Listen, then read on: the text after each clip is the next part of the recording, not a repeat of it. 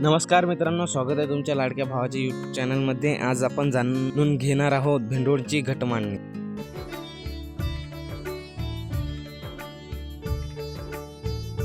घटमांडणी कोणी चालू केली, का केली, कशासाठी केली हे आपण आजच्या व्हिडिओमध्ये जाणून घेऊ।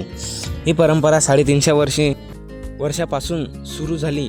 बुलढाणा जिल्ह्यातील लहानसं गाव भेंडोळ या गावामध्ये ही परंपरा चालू झाली। भेंडोळ हे गाव अगदी लहान गाव आहे। ही मांडणी शेतकरी आणि अनेक लोकांसमोर मांडली जाते। घटमांडणीनुसार पावसाचा अंदाज आणि पिकांचा अंदाज लावतात। ही मांडणी अक्षय तृतीयाच्या दुसऱ्या दिवशी केली जाते।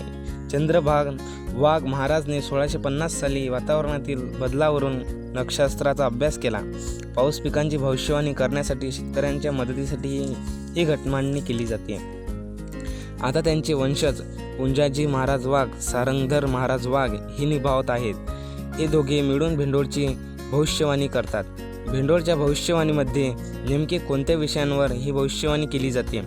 यामध्ये पर्जन्यमान, पिकांची स्थिती, शेतमालाचे दर, देशातील राजकीय आणि आर्थिक स्थिती, हवामान या विषयांवर ही मांडणी केली जाते। भेंडोळची भविष्यवाणी कशाच्या आधारावर केली जाते?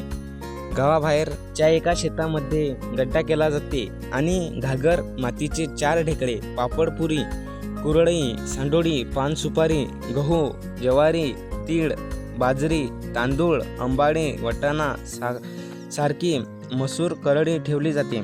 अशी एकूण 18 धान्यांची मांडणी केली जाते। यामध्ये पुरी ही पृथ्वीची प्रतीक आणि घागर हे समुद्राचे प्रतीक आहे।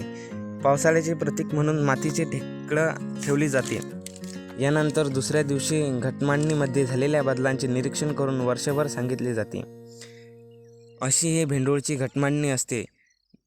तुम्हाला सर्व समजले असेल तर आपल्या चॅनलला सबस्क्राईब करा आणि लाईक करा। धन्यवाद।